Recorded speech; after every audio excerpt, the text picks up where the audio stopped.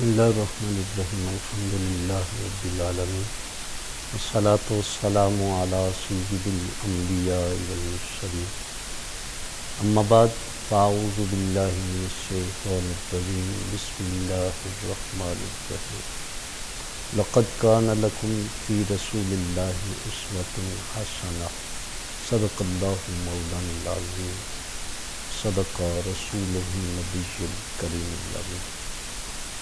اللہ رب العزت کا کروڑا شکر اور اس کا احسان عظیم ہے جس خالق کائنات مالک شخصیات نے ہمیں خوبصورت زندگی سے سرفراز کیا ہے اور اس کا بے پایاں لطف و کرم اور اس کا احسان جس نے اپنی ان گنت اور لاتعداد نعمتوں سے ہمیں سرفراز کیا اور اپنے پیارے محبوب صلی اللہ تعالیٰ علیہ وآلہ وسلم کا امتی بنایا۔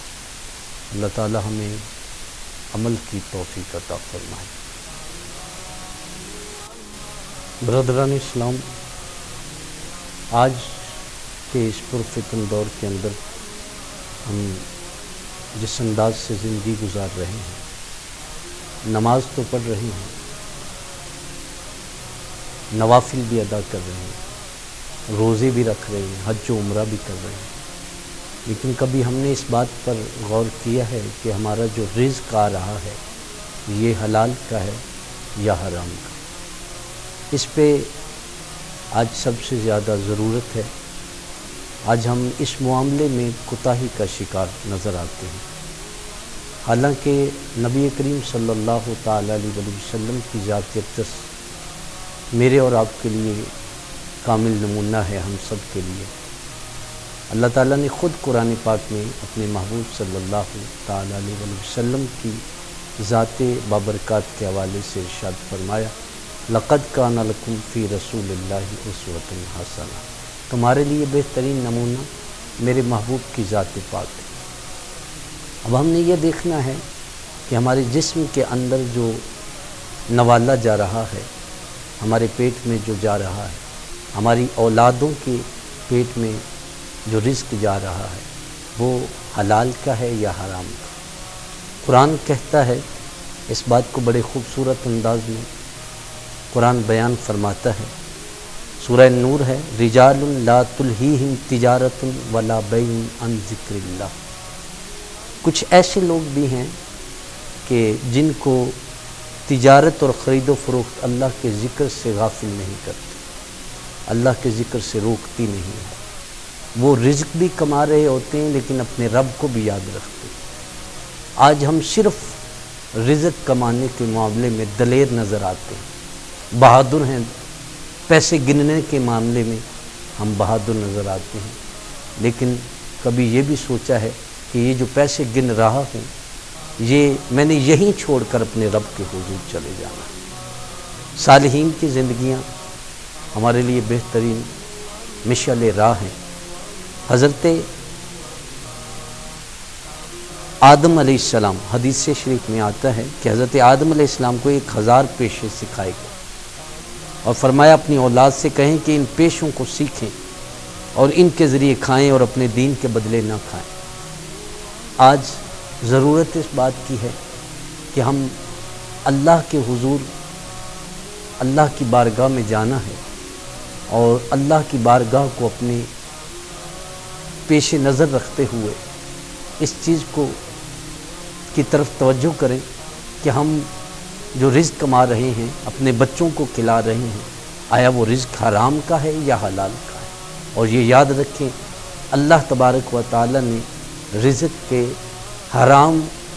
حرام کے 1000 روپے میں بھی وہ برکت نہیں رکھی، ایک کوڑی بھی برکت نہیں رکھی ہے جو اللہ تعالیٰ نے رزق حلال کے 1 روپے کے اندر رکھی ہوئی ہے۔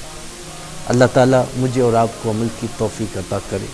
حضرت امیر المومنین سیدنا عمر بن خطاب رضی اللہ تعالیٰ عنہ فرماتے تھے کہ کوئی شخص رزق کی تلاش چھوڑ کر مسجد میں بیٹھ جائے، رزق کی تلاش چھوڑ دے اور آ کر مسجد میں یا غار میں جا کر بیٹھ جائے اور یوں کہے کہ یا اللہ مجھے رزق عطا کر، یہ بات فرمایا خلاف سنت ہے، یہ سنت کے ہی خلاف ہے۔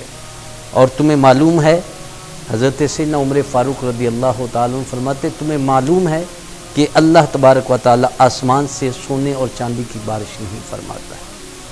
پھر نبی کریم صلی اللہ تعالیٰ علیہ وسلم نے ارشاد فرمایا جعل اللہ رزقی تحت ظل سیفی، فرمایا اللہ نے میرا رزق میری تلوار کے سائے میں رکھا ہے۔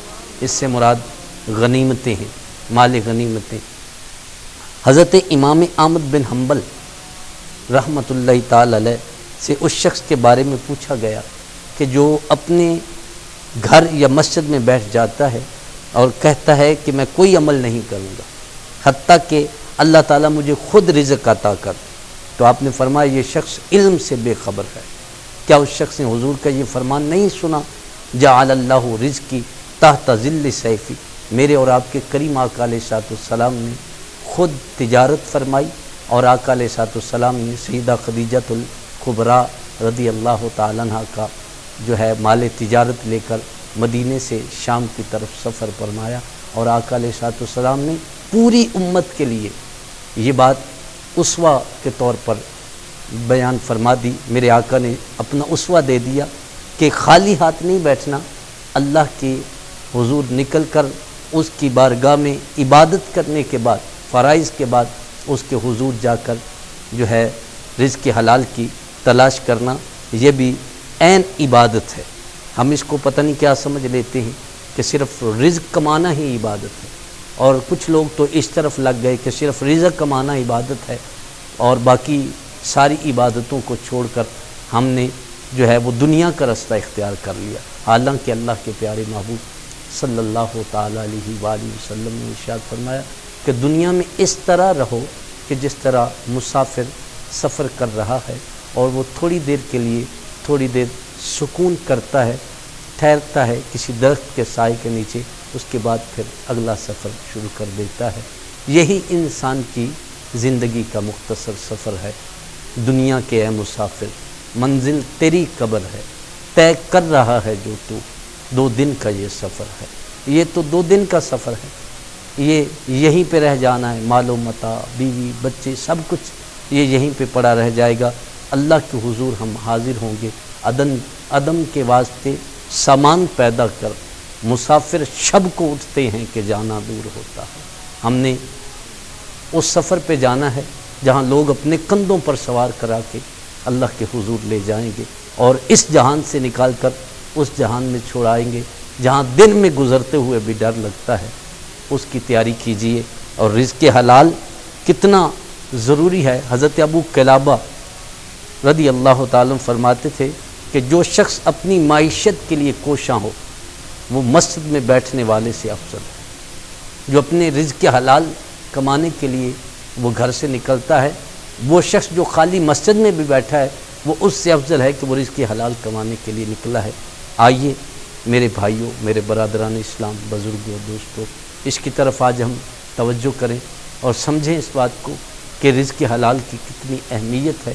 آج اگر ہم اپنی اولادوں کو رزق حلال کا یہ لقمہ کھلائیں گے تو یقیناً رب کائنات وہ رزق حلال کا لقمہ جو کھلا رہے ہوں گے وہ نور بن کے نیچے اترے گا، اور اللہ کی بارگاہ سے وہ اولاد بھی صالح اور پرہیزگاری کی طرف چل دے گی۔ اللہ رب العزت کے دعا ہے خالق کائنات مجھے اور آپ سب کو عمل کی توفیق عطا فرمائے، اور ہم سب کو اپنے غیب کے خزانوں سے عطا فرمائے، اپنے در کا محتاج رکھے، کسی کا محتاج نہ فرمائے۔ جزاکم اللہ وما علینا الا البلاغ۔